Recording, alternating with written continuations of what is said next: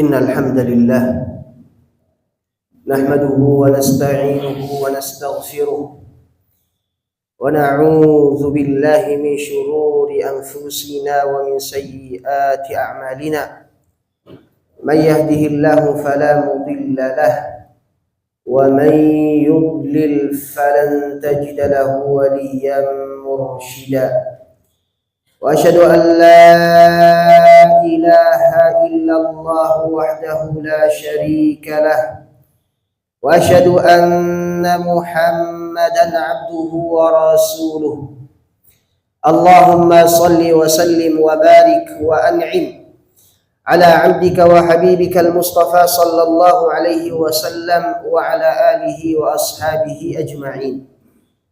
قال الله سبحانه وتعالى في كتابه الكريم بعد أعوذ بالله من الشيطان الرجيم يا أيها الذين آمنوا اتقوا الله حق تقاته ولا تموتن إلا وأنتم مسلمون.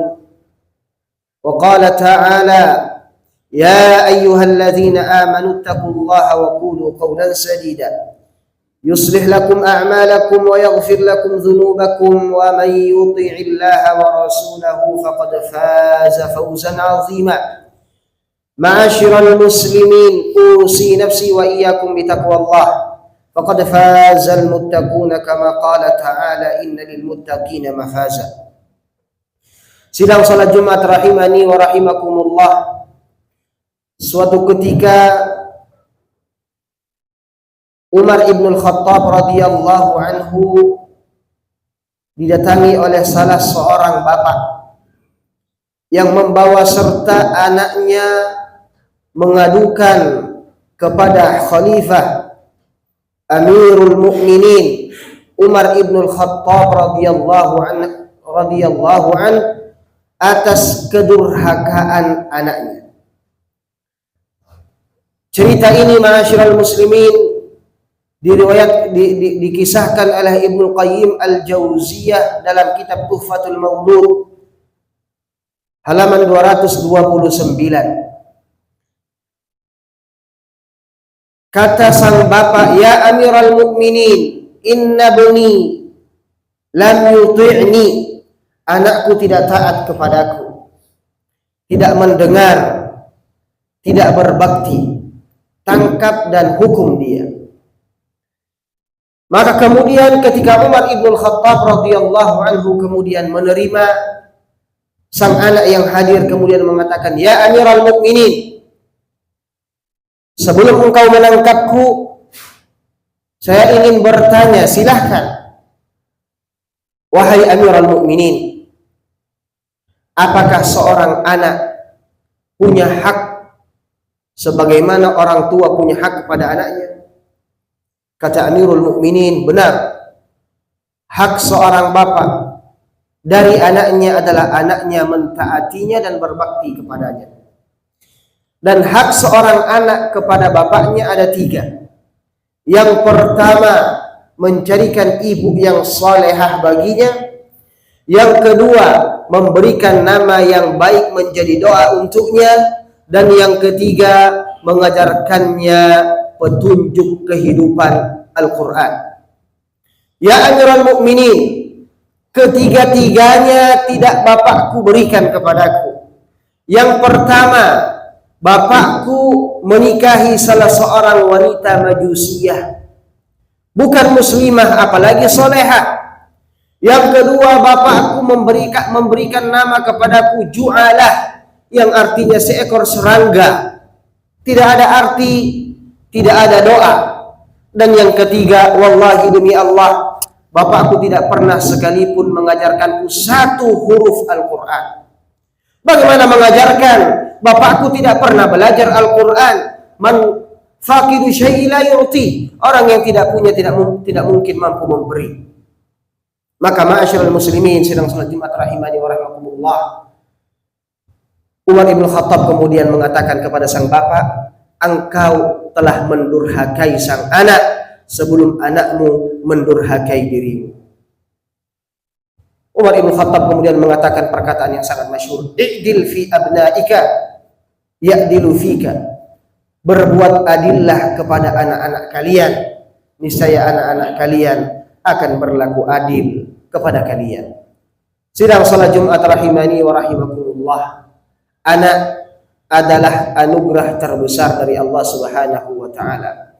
Namun dia bukan sekedar anugerah yang kita bangga-banggakan, namun yang menjadi fokus perhatian adalah sang anak menjadi ujian, bahkan bisa menjadi bumerang.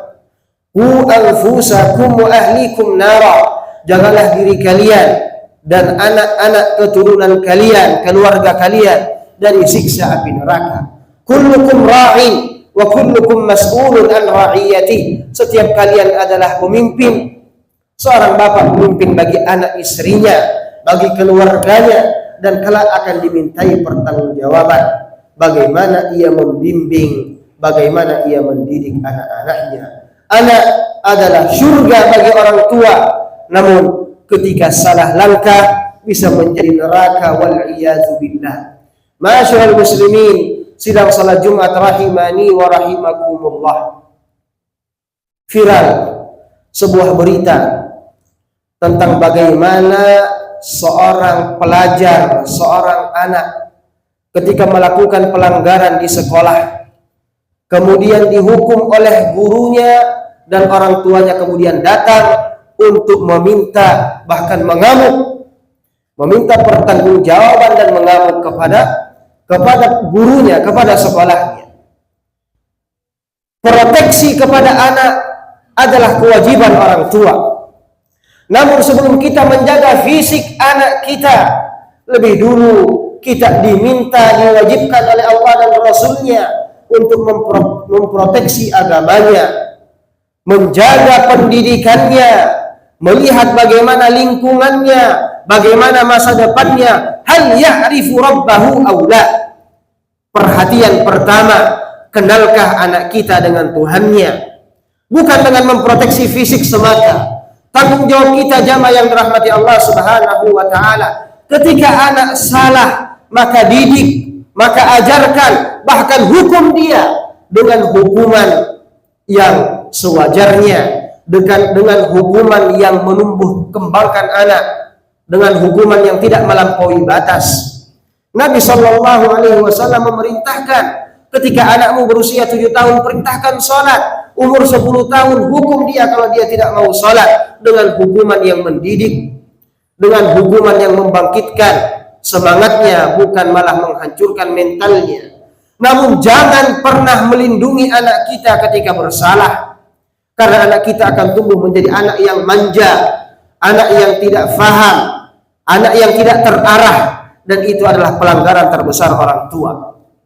Kalau dulu kita besar, kalau kita melanggar di sekolah, pulang ke rumah melaporkan bahwa kita melanggar, ditambah hukuman oleh orang tua kita. Sekarang apa yang kita harapkan dari generasi, dari anak-anak yang mereka dibela benar atau salah, mereka dimanjakan, mereka tidak melalui fase-fase kemandirian karena orang tuanya bersamanya fil haqqi au fil batil. Ini pertanyaan dan persoalan besar. Ini tanggung jawab yang kelak kita akan menyesal. Sebelum di akhirat, bahkan di dunia kita akan menyesal ketika anak kita tidak pernah mendengarkan nasihat-nasihat kita, karena terlalu kita manjakan. Rasulullah Shallallahu Alaihi Wasallam kecil harus melewati berbagai macam ujian kemandirian, bahkan beliau melewati fase keyatiman sejak usia beliau 2 tahun. Anak kita, ma'asyiral muslimin yang dirahmati Allah Subhanahu wa taala, pertanggungjawaban kita di hadapan Allah Subhanahu wa taala. Innama amwalukum wa auladukum fitnah. Sesungguhnya hartamu, anak-anak keturunanmu adalah ujian yang nyata bagimu. Barakallahu li wa lakum fil Qur'anil Karim wa nafa'ani wa iyyakum bima fihi minal ayati wa dzikril hakim. Aqulu ila yaumiddin. Allahumma salli alaihi fil awwalin wa salli alaihi fil akhirin wa salli alaihi fil mala'il a'la ila yaumiddin. Ma'asyiral muslimin, usi nafsi wa iyyakum bi taqwallahi wa ta'atihi faqad fazal muttaquna idh qala ta'ala يا أيها الذين آمنوا اتقوا الله ولتنظر نفس ما قدمت لغد واتقوا الله إن الله خبير بما تعملون. Sidang salat Jumat rahimani wa rahimakumullah. Kita punya hajat besar kepada Allah Subhanahu wa taala agar menjaga kita, menjaga keluarga kita, anak-anak kita, agar mereka menjadi anak-anak yang saleh, anak-anak yang kelak menjadi syafaat, yang menjadi qurratu a'yun, penyejuk mata, anak-anak yang kelak memberikan kepada orang tua tajul karamah. Dan kita berlindung kepada Allah diberikan keturunan yang lemah, keturunan yang jauh daripada Allah Subhanahu wa taala, yang tidak punya kemandirian, yang tentunya yang terakhir jamaah yang dirahmati Allah Subhanahu wa taala, yang tidak berbakti kepada kedua orang tuanya, wal iyadzu billah.